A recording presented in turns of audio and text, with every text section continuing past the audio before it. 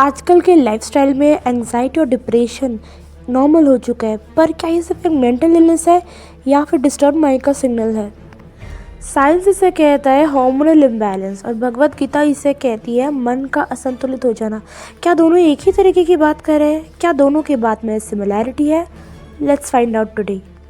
हमारा brain 3 major hormones पे काम करता है। Dopamine is called motivation hormone, serotonin is used for mood stabilisation and cortisol is called as a stress hormone.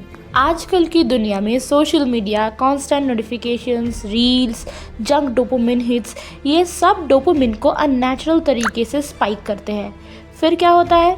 Brain adapt करना सीखता है, रिसेप्टर्स नम हो जाता है और फिर नथिंग फील्स एक्साइटिंग। इसी को कहते हैं डोपामिन बर्नआउट। और जब नर्वस सिस्टम कंटिन्यूसली फाइट और फ्लाइट मोड पर रहे तो एंजाइटी परमानेंट हो जाता है। ब्रेन को लगता है डेंजर है, इवन जब एक्चुअल डेंजर होता ही नहीं।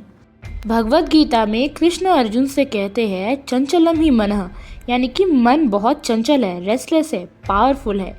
हिंदू फिलॉसफी 3 गुणों को डिस्क्राइब करती है। सत्व जो रिप्रेजेंट करता है क्लैरिटी और पीस को, रजस रिप्रेजेंट करता है रेस्टलेसनेस, डिज़ायर को, और तमस रिप्रेजेंट करता है लेजीनेस, डार्कनेस को। अब ध्यान दो, modern anxiety equal to excess रजस, modern depression equal to excess तमस, कॉन्स्टेंट स्टिमुलेशन इक्वल टू रजस ओवरलोड, इमोशनल लंबनेस, तमस डोमिनेंस। थाउजेंड्स ऑफ इयर्स पहले ये एक्सप्लेन हो चुका है। रजस स्टेट में होता है high dopamine spikes, high cortisol, overthinking, restlessness. तमस स्टेट में low motivation, fatigue, hopelessness, emotional heaviness. और सत्व बैलेंस नर्वस सिस्टम का माइंड, क्लैरिटी। साइंस इसे बोलती है नर्वस सिस्टम रेगुलेशन, गीता इसे बोलता है सत्व गुण। नाम अलग है पर मैकेनिज्म सेम है। तो सवाल ये है, why is this happening now?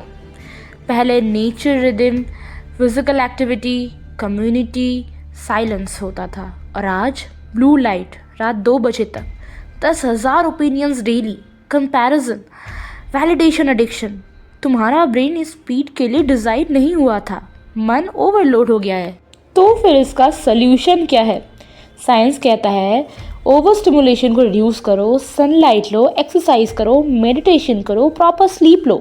Gita कहता है इंद्रियों को कंट्रोल करो, डिसिप्लिन रहो, डिटैचमेंट करो, ध्यान करो। दोनों एक ही बात कहते हैं, माइंड को ट्रेन करो। अगर तुम माइंड को कंट्रोल नहीं करोगे तो माइंड तुम्हें कंट्रोल करेगा।